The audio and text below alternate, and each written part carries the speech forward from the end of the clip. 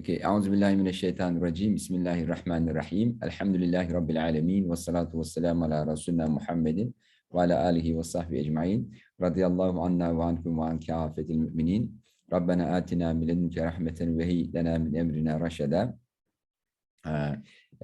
Inshallah, we'll continue reading this chapter, which is about the relationship, between ba'ith al-din wa ba'ith al-hawa, religious motivation and hedonistic motivation. So Imam Ghazali illustrated human ontology in such a way that inside of us there are two fundamental or root motivations. One root motivation is religious motivation, and the other root motivation is hedonistic motivation.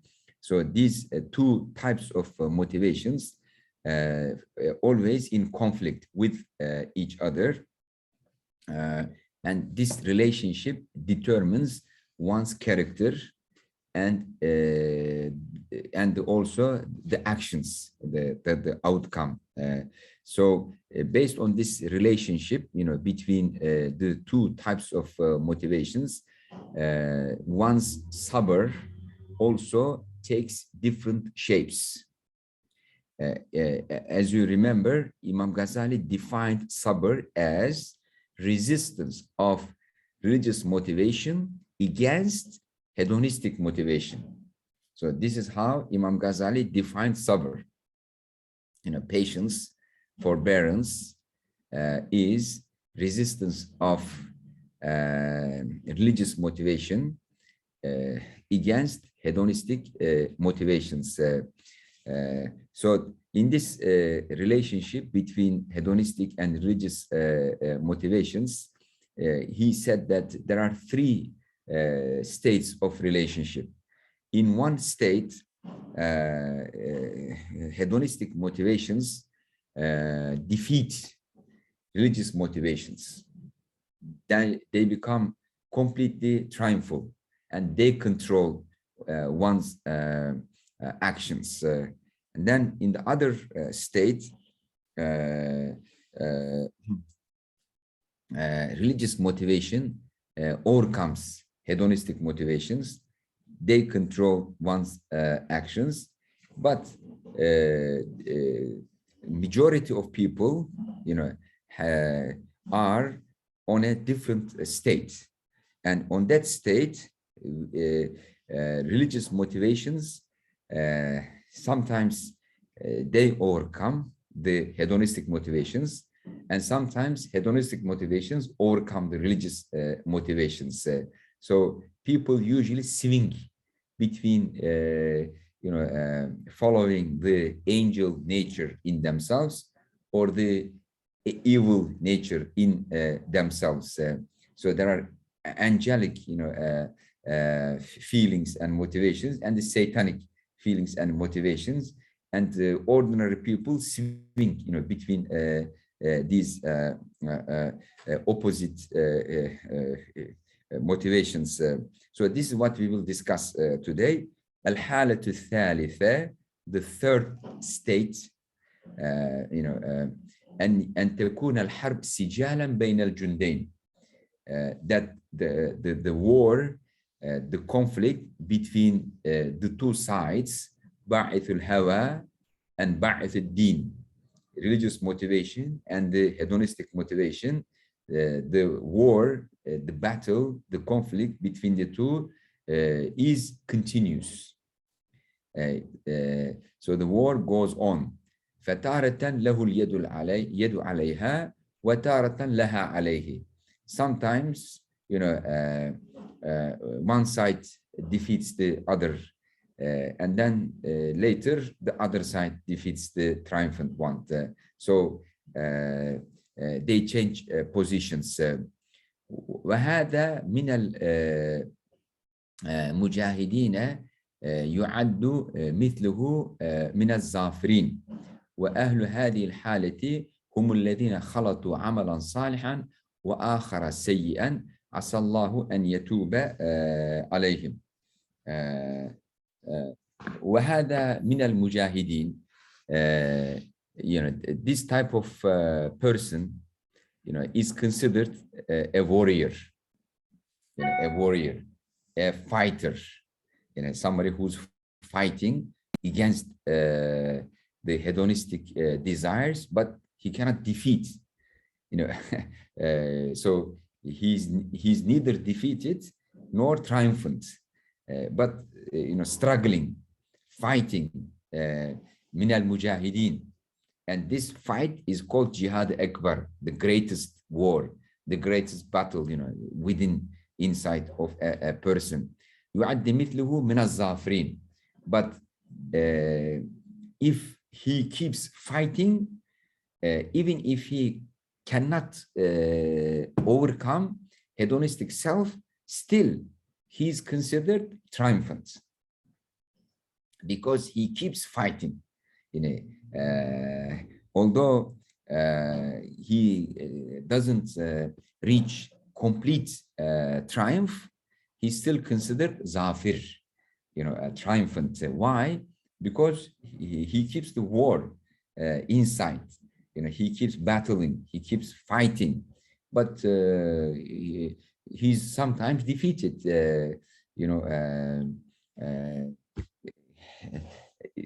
So there are very few people who are so lucky that they can completely silence the hedonistic desires and completely clean and defeat them. But they are very few, small minority. Usually, like ordinary people, they have this inner fight against hedonistic desires, satanic feelings, whispers coming from nafs. And as long as you continue this fight, you are triumphant. But if you give up, then you are defeated. See what I mean? So this also shows how tolerant Islam, and also how realistic Islam, and how understanding Islam, Islamic approach. So Islam does not expect everyone to be, perfectly good with no mistake. So it's understandable that people sometimes make mistakes. Sometimes they are defeated by their hedonistic desires. But as long as fight goes on, they are considered good people. This is the reason why Rasulullah ﷺ says, "Kullukum khatta'un, wa khayrul khatta'in at-tawwabun." You make a lot of mistakes. And mistake here means, one is defeated by ba'ith al-hawa. But he says, "Khayrul khatta'in at-tawwabun," and the best people who make mistakes are the ones who repent, who acknowledge their mistake, who try to make it up, and who try to correct it. So when somebody makes a mistake, he's not dumped by Allah Ta'ala. Allah gives him chance, to repent, to correct, to make it up. وأهل هذه الحالة هم الذين خلطوا عملا صالحا وآخر سيئا. So, people at that stage, they mix good deeds with bad deeds. There is no standard. Sometimes good deeds, sometimes bad deeds. Asallahu an yatub alayhim. May Allah accept their tawbah, their repentance. هذا باعتبار القوة والضعف. So these three states are in accordance with the power of sabr. So if sabr is really powerful, then ba'ith al-din defeats ba'ith al-hawa. But if sabr is weak, then ba'ith al-hawa defeats ba'ith al-din. But if the power of sabr is neither so good nor so weak, then it's in between. Then you have swinging instability. ويتطرق إليه أيضا ثلاث أحوال باعتبار عدد ما يصبر عنه. So again, there are three أحوال, three states with respect to what is it that one is resisting against. What is the sabr about? Against what you are using sabr. فإنه إما أن يغلب جميع الشهوات أو لا يغلب شيئا منها أو يغلب بعضها. This is because sometimes a person defeats all hedonistic desires, or he cannot defeat anything from the hedonistic desires, or يغلب بعضها دون بعض. He defeats some of them but not the others. وتنزيل قوله تعالى خلطوا عملا صالحا وآخر سيئا على من عجز عن بعض الشهوات دون بعض أولى. So this verse in the Quran, it states that some people, they mix good deeds with bad deeds.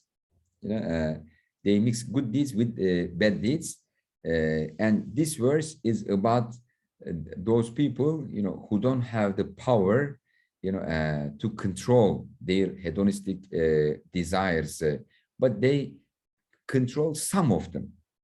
But some of the desires they cannot control. إذ البهيمة بل هم والتاركون للمجاهدة مع الشهوات مطلقا يشبهون بالأنعام. But these people, they are, human beings, good human beings, because they keep struggling, they keep struggling. But those who give up the struggle, والتاركون للمجاهدة, those who abandon the struggle against hedonistic desires, against satanic and nefsani whispers, and they follow the hedonistic desires. والتاركون للمجاهدة مع الشهوات مطلقا, those who completely abandon the fight, the struggle against الشهوات, يشبهون بالأنعام, they are compared to animals. بل هم أضل سبيلا, and they may even be lower than the animals. إذ البهيمة لم تخلق لها المعرفة والقدرة التي بها تجاهد مقتضى الشهوات. Why are they like animals or worse than animals? Because the animals, البهيمة, لم تخلق لها المعرفة والقدرة. Animals don't have the knowledge and don't have the willpower. They don't have the willpower, they don't have the knowledge. التي بها تجاهد أو تجاهد مقتضى الشهوات, with which, they don't have the knowledge and the willpower with which they can fight against the requirements or the temptations of their hedonistic desires. So they are not equipped with the knowledge and the willpower. But human beings, they are equipped. Allah gave them knowledge, understanding, and also willpower to control and to fight against their hedonistic desires. وهذا قد خلق ذلك له ولكن أبطله. But human beings, they are equipped with knowledge and willpower to fight against hedonic desires, but they disabled them. They disabled their knowledge and they disabled their willpower. They are not using them, and simply, they are following their hedonistic desires like the animals. Animals, they have to follow their desires. Why? Because they are not equipped with any power to control their desires. But human beings, Allah gave them knowledge, Allah gave them reason, intellect, and willpower, to manage their desires and control them. But if they disable, their discretion, their intellect, and their willpower, then they just follow their, feelings and desires. So then they become, if you feel good, do it. Actually, this is, this is a perfect description of the postmodern ethics. Because the postmodernists, they say, kill the police in your mind. Kill the police in your mind and follow your instincts.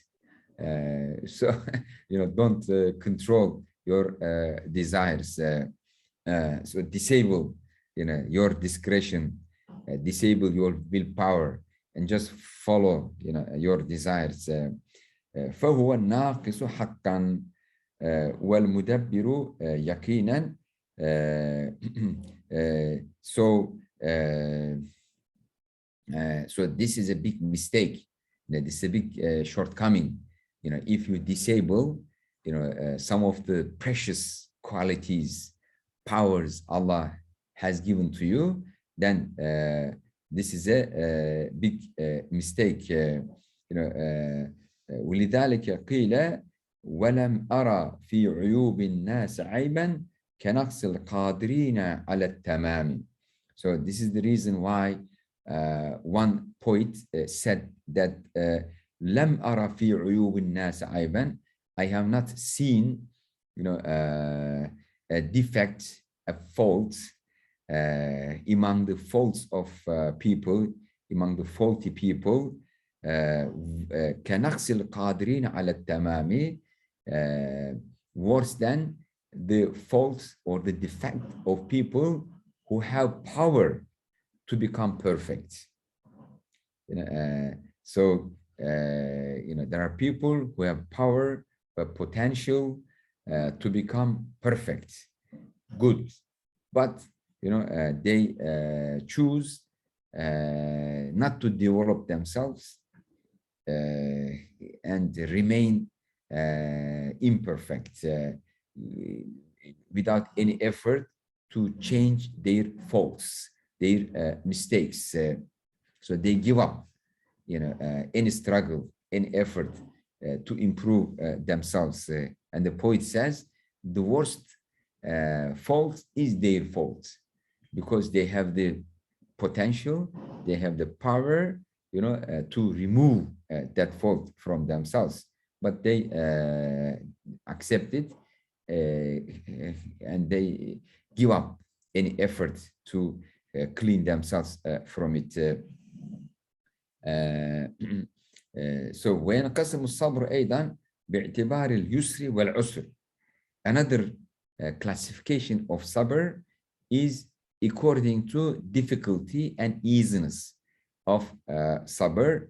إلى ما يشق على النفس فلا يمكن الدوام عليه إلا بجهد جهيد وتعب شديد. So the difficult sabr is that it's very heavy, very difficult, very challenging on a person, and it's very difficult to continue that kind of sabr except with great effort, with great resilience. Otherwise, it's not easy. So depending on the difficulty of sabr, then you can classify sabr into different categories. ويسمى ذلك تصبرا. So when sabr is very difficult and very challenging to sustain, to continue, then this is called tasabbur. Tasabbur, tasabbur from the bab of tafa'ul. And the bab of tafa'ul means takalluf, difficulty.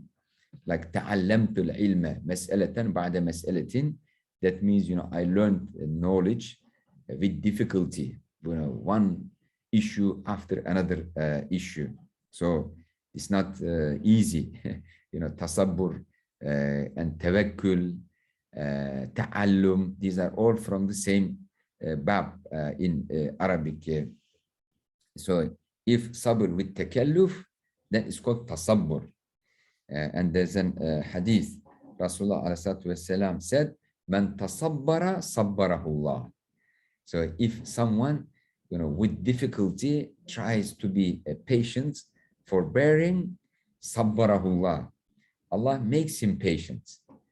Allah gives him power, to continue in his sabr. وإلى ما يكون من غير شدة تعب. And sometimes, sabr is easy. It's not so difficult. It's not exhausting. بل يحصل بأدنى تحامل على النفس. So, a small resistance against nafs is sufficient. ويخص ذلك باسم الصبر. And this is called sabr, not tasabbur. So if resistance is easy against the desires, then it's called sabr. But if it's difficult, then it's tasabbur. وإذا دام التقوى وقوي التصديق بما في العاقبة من الحسنى تيسر الصبر. So the question is, what's the way to make sabr easy? What's the way to make sabr easy?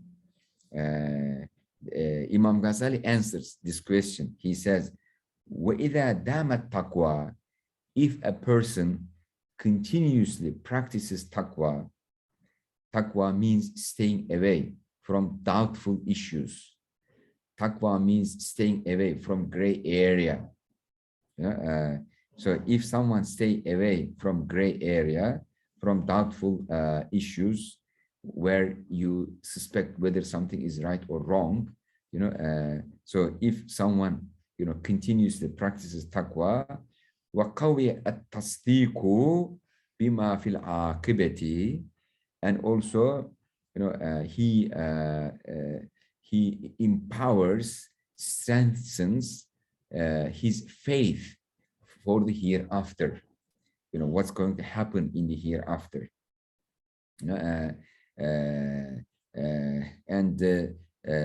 And also like the hellfire and paradise. Al-Husna, doing good deeds or the paradise. So if someone practices taqwa and always keeps fresh in his mind the faith in the hereafter, that there is hellfire as punishment and there is paradise as reward. So two things, to make sabr easy, to resist against the temptations coming from nafs or shaitan.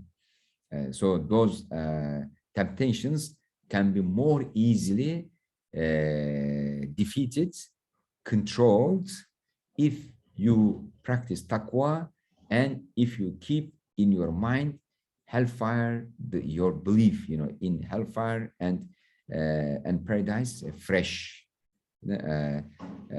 So this is then tayassar as-sabru, then sabr becomes easy. You see that faith in the hereafter and keeping that faith in the hereafter fresh has direct implications on one's morality, one's etiquette, one's ethics. And if you omit the faith in the hereafter, morality becomes undermined. Because when someone asks himself, why should I be moral? Why should I be ethical? Of course, there are many reasons, but one of the very effective reasons is that, for those who are moral, there is a reward in the hereafter, paradise, eternal happiness. And for those who are immoral, unethical, there's a punishment for them, which is hellfire. This is a good foundation to support one's morality and ethical behavior, because sometimes, there are mundane reasons to become moral and reason, some mundane rewards. And some people are motivated with those mundane rewards, like, people respect you, like you, they think you are very charitable and helpful, etc. But sometimes there is no reward, for acting in a moral or ethical way. And sometimes it's even harmful. There's a price you pay, when you act in a moral way, ethical way. So why should you act in a moral way? If it's going to cost you some harm, so faith in the hereafter is a very strong motivation, very strong support, for people to remain moral and ethical, even in these kind of situations. So this is the answer by Imam Ghazali. How one makes sabr easy, for himself. So have taqwa and keep fresh in your mind your belief in the hereafter. ولذلك قال تعالى, this is the reason why Allah Ta'ala said, وَأَمَّا مَنْ أَعْطَى وَاتَّقَى وَصَدَّقَ بِالْحُسْنَى فَسَنُيَسِّرُهُ لِلْيُسْرَى. وَأَمَّا مَنْ أَعْطَى وَاتَّقَى, when it comes to those who give charity, and who have taqwa, وَصَدَّقَ بِالْحُسْنَى, and they confirm the existence of paradise in the hereafter. So they give out charity, they have taqwa, and they believe in paradise. فَسَنُيَسِّرُهُ لِلْيُسْرَى, we make things easy for him. We make good deeds easy for him. We make moral life easy for him. We make acting in a fair and just and ethical way easy for him. So these are the three prerequisites. One is giving charity, the other having taqwa, and the third faith in the hereafter. These are the three prerequisites, that makes resistance against temptations of nafs and shaitan, hedonistic self, easier. ومثال هذه القسمة قدرة المصارع على غيره. So this may be compared with the power of a wrestler against his rival. فإن الرجل القوي يقدر على أن يصرع الضعيف بأدنى حملة وأيسر قوة. Because if there is a very strong wrestler, he can easily defeat, the enemy without, exerting much power. بحيث لا يلقاه في مصارعته إعياء ولا لهوب. Because he does not find difficulty, exhaustion in his effort, while wrestling, with his rival. ولا يضطرب فيه نفسه ولا ينبهر. He doesn't get confused how to defeat that rival. He can do it very easily. ولا يقوى على أن يصرع الشديد إلا بتعب ومزيد جهد وعرق جبين. But when it comes to wrestling with somebody who's really strong, then he cannot wrestle against that person except with exhaustion, fatigue, but a high level of fatigue, high level of exhaustion and sweat, of the forehead. It wouldn't be easy because the rival is very strong. فهكذا تكون المصارعة بين باعث الدين وباعث الهوى. So the conflict, the competition between باعث الدين and باعث الهوى is comparable to the relationship or the conflict between two wrestlers. فإنه على التحقيق صراع بين جنود الملائكة وجنود الشياطين. Because in reality, the struggle within a human being is the struggle between the soldiers of Shaitan and soldiers of the angels. That's the true nature of this struggle between religious motives and hedonistic motives. In reality, this is the struggle between the soldiers of Shaitan and soldiers of angels.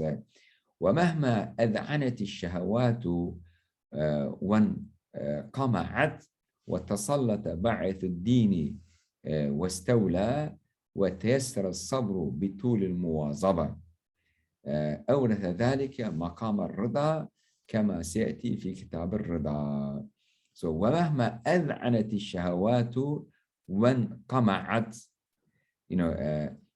if the hedonistic desires are rooted out, cleaned, وتسلط باعث الدين واستولى, and the religious motivation gain power and to control of the self. وتيسر الصبر بطول المواظبة, then sabr becomes easy with continuous practice, continuous practice. أورث ذلك مقام الرضا. So this brings a person to the state of contentment, to the state of رضا. كما سيأتي في كتاب الرضا. This will be explained in the chapter on contentment, رضا. فالرضا أعلى من الصبر. But رضا, contentment, is above the level of sabr. It's more pleasing to Allah Ta'ala than sabr. ولذلك قال صلى الله عليه وسلم, this is the reason why Rasulullah عليه الصلاة والسلام said, أعبد الله على الرضا. أعبد الله على الرضا فإن لم تستطع ففي الصبر على ما تكره خير كثير. أعبد, keep worshipping Allah على الرضا, keep worshipping Allah Ta'ala with contentment, without any complaint. So you are happy with what happens. So if you are happy with what happens, then no need for sabr. Sabr is needed when there is a disturbance in the heart. So U'budullah ala rida, be content with everything and keep worshiping Allah Ta'ala with rida. فَإِن لَمْ تَسْتَطِعْ, but if you cannot worship Allah Ta'ala with rida, فَفِي الصَّبْرِ عَلَى مَا تَكْرَهُ خَيْرٌ كَثِيرٌ, then worship Allah Ta'ala with sabr, through inner struggle. And in the inner struggle, like,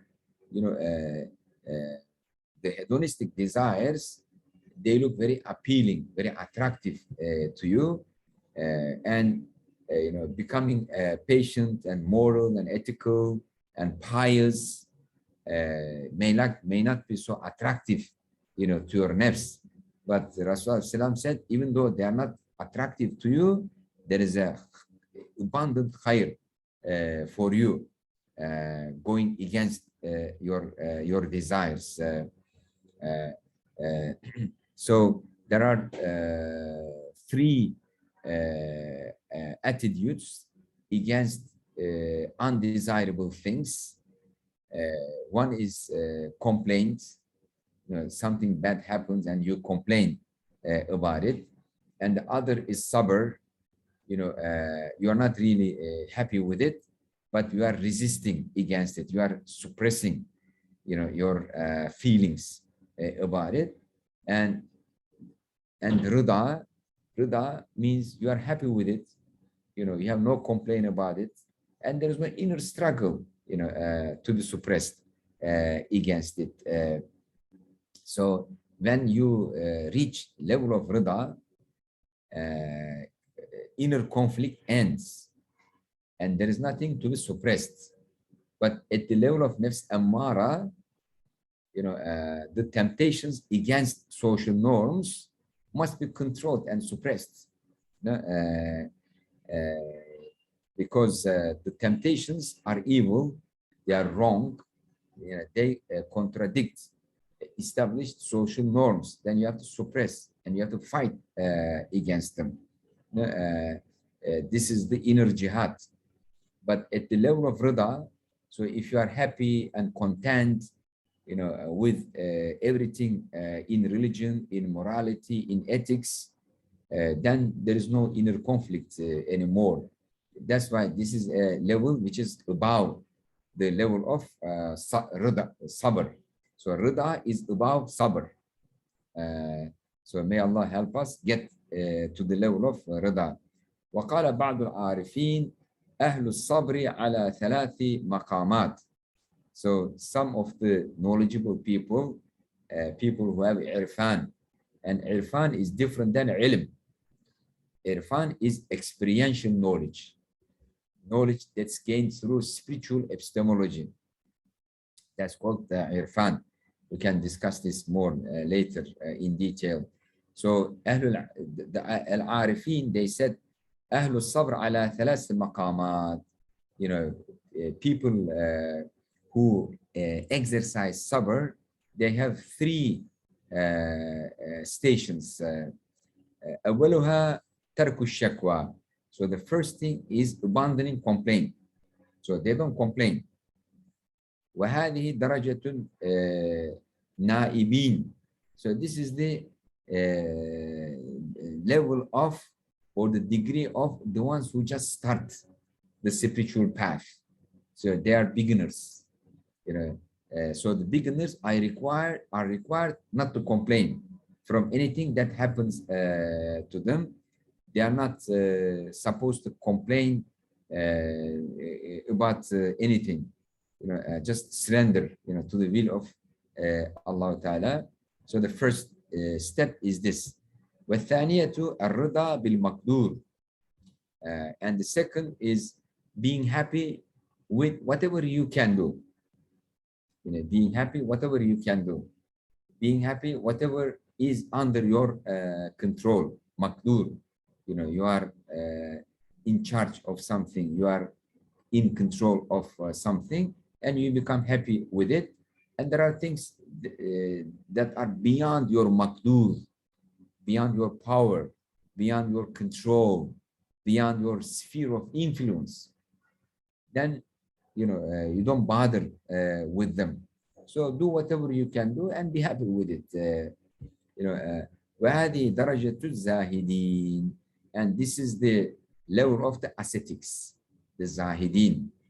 والثالثة, the third level, المحبة لما يصنع به مولاه. Loving whatever Allah decides for you. Loving whatever Allah does with you, whatever Allah does to you. So you say, this is what my Lord chose for me, so I love it. It's not sabr, it's not rida, it's above the both. وهذه درجة الصديقين, and this is the level of the true believers in Allah Ta'ala. وسنبين في كتاب المحبة أن مقام المحبة أعلى من مقام الرضا. So Imam Ghazali says that in the chapter on love, I will explain that the state of love is above the state of rida. So there is state of sabr, which we study now, and there is the state of rida above the state of sabr, and then the highest is love. كما أن مقام الرضا أعلى من مقام الصبر وكأن هذا الانقسام يجري في صبر خاص وهو الصبر على المصائب والبلايا. So again, sabr may be classified against what one has sabr. So sabr, against calamities and difficulties in life. واعلم أن الصبر أيضا ينقسم باعتبار حكمه إلى فرض ونفل ومكروه ومحرم. Also, sabr may be classified according to the norm attached to it. So it might be obligatory, it might be voluntary, it might be despised, and it must be unlawful. Different types of sabr. فالصبر في المحظورات فرض. Sabr against unlawful things is obligatory, mandatory. You have to make sabr, against those unlawful things so that you don't get involved in the unlawful actions. وعلى المكاره نفل. And sabr against despised actions is voluntary because they're not unlawful, but they are not liked. They are disliked actions. So this is, voluntary. So if you show patience, forbearance against them, this is good. والصبر على الأذى المحظور محظور. And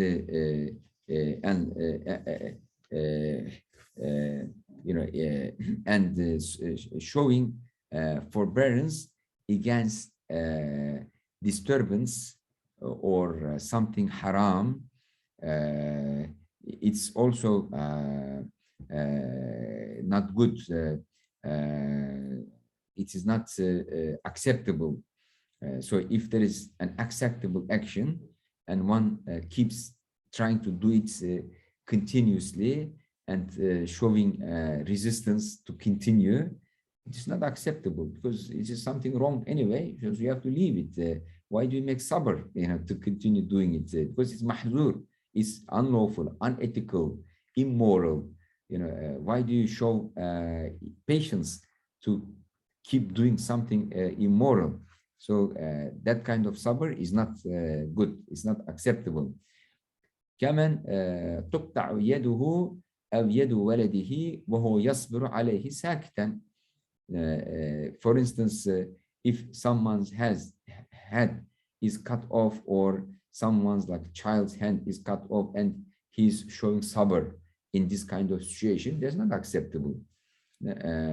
Because this is something wrong. Why do you show sabr? You have to struggle, fight against that. وكمن يقسط حريمه بشهوة محظورة فتهيج غيرته فيصبر على إظهار الغيرة. And the same way, if someone's wife, or a family member is attacked, and he wants to fight back, and having sabr in that context is also not something acceptable.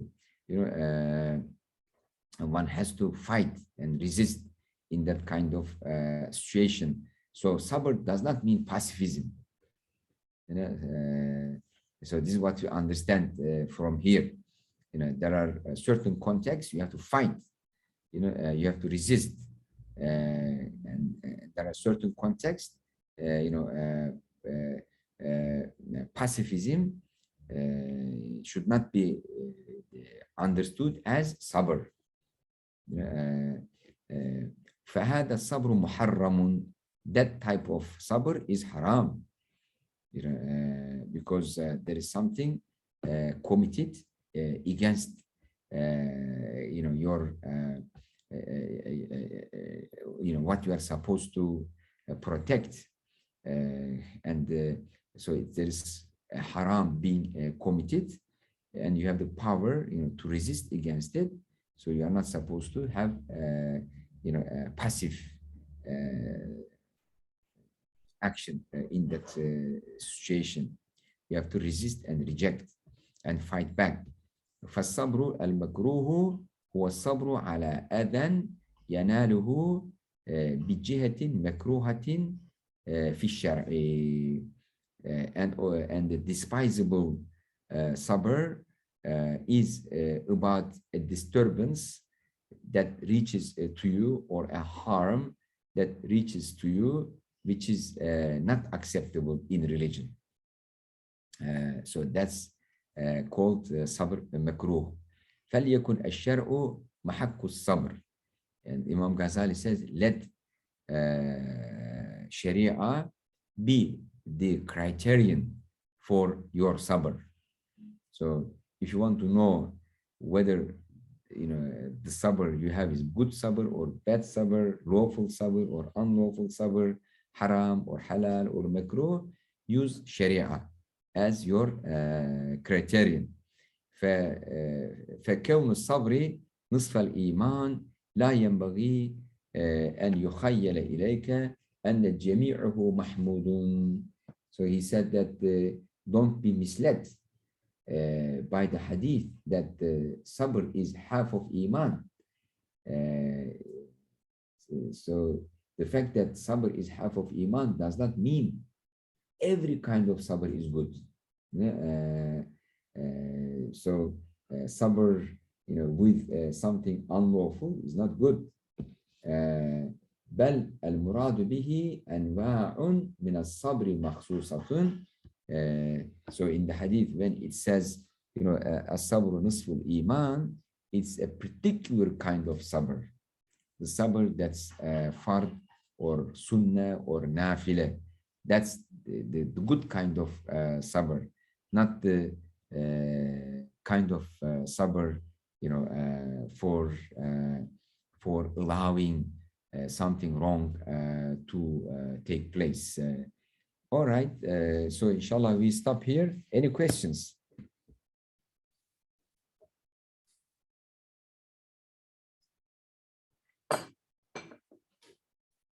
It seems there is no question. Okay. Mark, go ahead. Just a short comment on the question that I am so impressed with Al-Ghazali, that with the position in government that he held and all the books he wrote, that he has all this insight. For me to have ambitions nowadays is so frustrating, and it's just it's so hard to have patience. But my question is that, is it possible to reach this high standard of being true believer, this standard where you don't have this swinging good, bad deeds, this high standard where this religious motivation dominates? Yes. Is it possible to get there and maintain it with ease, or our destiny is to trying to get there for the whole life? My common sense is telling me it's probably both. Sometimes we get there and it's easy, and sometimes we just have to try to get there. Yes. This is the ideal. And as I mentioned, some people reach, to that level. And I myself, met, people, who reached to this level. So it is not a utopia, it's not a dream, it's very realistic, but it requires struggle and spiritual education. And all the Sahabis and the great scholars, in the history and even today, they are at this level. Without reaching to this level, you are not qualified to be called an alim, a scholar. So, so being a scholar of Islam requires both intellectual maturity, but at the same time, moral, ethical maturity as well. So this is the final stage of tazkiyah or tarbiyah. So there is academic education and there is spiritual education, character development. So that's the ideal level of Muslim character that it becomes default program in his heart. Okay, so for the disbelievers, who are defeated, by their hedonistic desires, the default program, following the evil thing, the desires. So they are like animals. So they disable control mechanisms. So they have no control mechanisms active working. So they disable, and this is what Freud, was telling to people: just disable all the control mechanisms in your mind, then you become happy. So this is the reason why I am saying modern social science is the tool of nafs ammara. They try to justify nafs ammara, so this hedonistic self, dominating one's inner life and determining the actions, and they present it as human nature. It's not human nature, it's nafs ammara. Human nature is nafs mutma'inna. When you reach to the level of rida and mahabba, that's true human nature. But they look at like a statistical majority around them, and they see that majority of people, they follow their hedonistic desires, and they say, okay, this is human nature. No, this is not human nature. Human nature comes with a potential, and you need to work to reclaim and to reach to that human nature. So human beings are not pre-programmed. Human nature is, people, human beings, they are not pre-programmed. Animals are pre-programmed, but we are not pre-programmed. We come with a potential, and we have to struggle to get to that point. And as human beings, our efforts are very limited. We need the help of Allah Ta'ala. We need the success, grace of Allah Ta'ala, to help us. Otherwise, our limited, power, limited knowledge wouldn't be enough to fight, against shaitan, against nafs, with all these tricks and temptations, etc.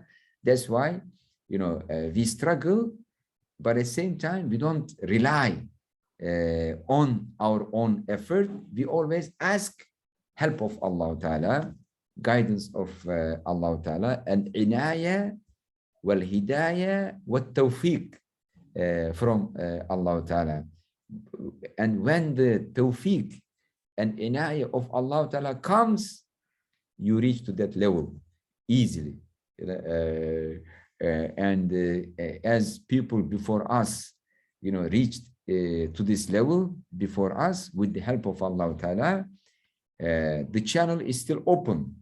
The help of Allah, the mercy of Allah, the love of Allah is there. All what we need to do, just knock the door. Just knock the door, it will come, inshallah Ta'ala. So we rely on the tawfiq and inayah of Allah Ta'ala, to get to this ideal position, biiznillah Ta'ala, and nothing can stop people to get to that point if Allah wants them to get to that point, and all what you need to do is just knock the door. This much effort is enough. Inshallah Ta'ala. All right, any other question? طيب, Jazakumullah khairan. May Allah keep you all in good health, and hope to see you next week, inshallah ta'ala. Assalamu alaikum wa rahmatullahi wa barakatuh. Alaikum salam, hujam. Thank you so much. Thank you. Thank you very much. Walaikum salam Thank wa you. rahmatullahi wa barakatuh.